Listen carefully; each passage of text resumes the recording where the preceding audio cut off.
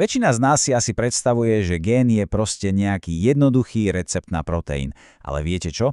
To je sotva polovica príbehu. Tá pravá dráma, plná úprav, prísnej kontroly kvality a nečakaných zvratov sa v skutočnosti začína až potom, keď sa tento recept skopíruje. Tak sa poďme spolu ponoriť do tohto fascinujúceho a tak trochu tajného sveta RNA. Takže, je tá cesta od génu k proteínu naozaj taká priamočiara, ako nejaká diaľnica z bodu A do bodu B, alebo je to celé, trochu komplikovanejšie? No jasné, že je to komplikovanejšie. V skutočnosti je to skôr taká spleť zložitých križovatiek a povedzme kontrolných stanovišť.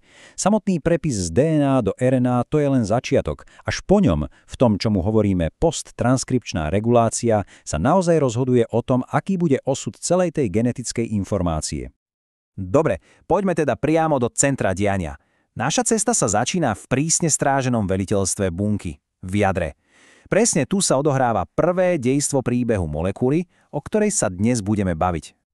A našou hlavnou postavou je molekula, ktorej hovoríme pre mRNA. Odbornejšie by sme ju nazvali heterogénna jadrová RNA. A viete, ako si ju najlepšie predstaviť?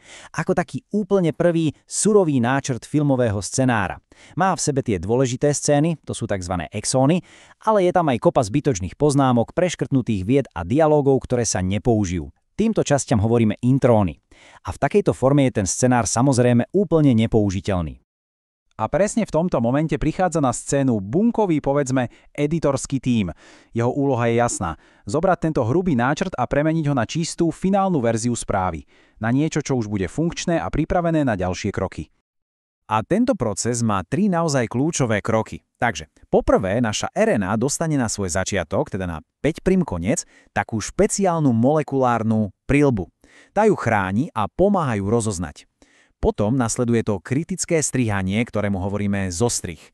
No a nakoniec na druhý koniec, na 3' koniec, sa pridá taký dlhý chvost, poly A chvost, ktorý ju v podstate stabilizuje. Poďme sa na chvíľu zastaviť pri tom zostrihu. Je to totiž proces, ktorý pripomína naozaj precíznu molekulárnu chirurgiu. Je za to zodpovedný obrovský komplex, ktorý sa volá spliceozóm. A ten dokáza presne identifikovať a vystrihnúť všetky tie nepotrebné časti, tie intróny, a potom dokonale spojí naspäť len tie dôležité časti, exóny, a zrazu z toho vznikne súvislý a zmysluplný kód. A presne tu sa celý príbeh stáva úplne fascinujúcim. Pretože pozor, bunka nemusí tie exóny pospájať vždy rovnako. Existuje niečo, čo voláme alternatívny zostrih a vďaka nemu môže z jedného jediného génu, z toho jedného scénára, vytvoriť hneď niekoľko rôznych finálnych správ. Je to presne tak, ako keby režisér dokázal z jedného scénára zostrihať drámu, komédiu a ešte aj thriller. A len aby bolo jasné, že toto nie je nejaká výnimka alebo rarita, u nás, u ľudí, prechádza alternatívnym zostrihom viac ako 90% génov. To je obrovské číslo. A práve táto schopnosť, ako z relatívne malého počtu génov vytvoriť neskutočnú rozmanitosť proteínov, je jedným z hlavných dôvodov, prečo sme takí biologicky komplexní. Dobre, takže naša mRNA je teraz už zrelá, pekne upravená a pripravená na svoju misiu.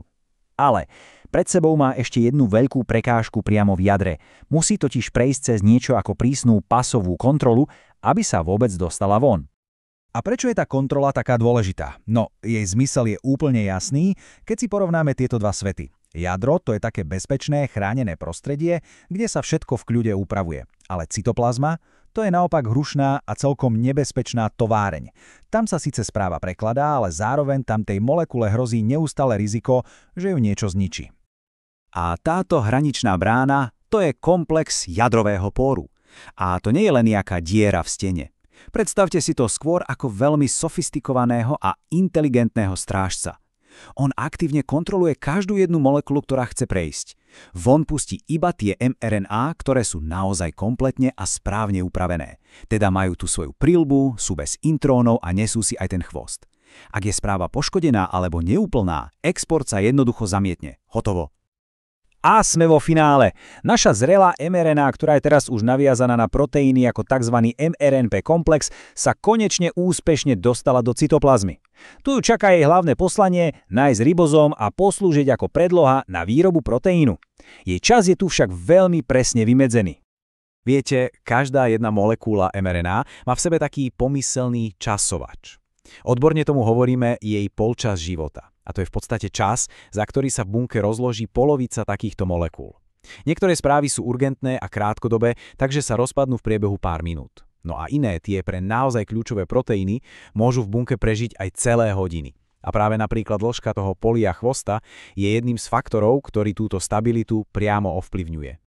A tento citát to vystihuje úplne dokonale. Áno, osud každej jednej mRNA je spečatený a práve jej životnosť je ďalšou nesmierne dôležitou úrovňou regulácie. Bunka si takto vie presne kontrolovať, koľko proteínu sa z ktorej správy nakoniec vyrobí. Ale myslíte si, že to je všetko? Ale kdeže? Príbeh sa ani tu nekončí. Do hry totiž vstupujú ešte ďalší hráči. Sú dosť nenápadní, ale extrémne mocní. Takí tichí regulátori, ktorí dokážu celý proces ešte jemne doladiť. A kto sú títo hráči? Napríklad molekuly, ktorým hovoríme mikroRNA. Tieto malé kúsky RNA v sebe nemajú recept na žiadny proteín. Namiesto toho fungujú ako také molekulárne stmievače svetla. Vedia sa úplne špecificky naviazať na cieľovú mRNA a buď zablokujú jej preklad na proteín, alebo ju rovno označia na okamžitú likvidáciu. Je to taká finálna, veľmi elegantná vrstva kontroly. No a po tomto všetkom sa si logicky pýtame, prečo?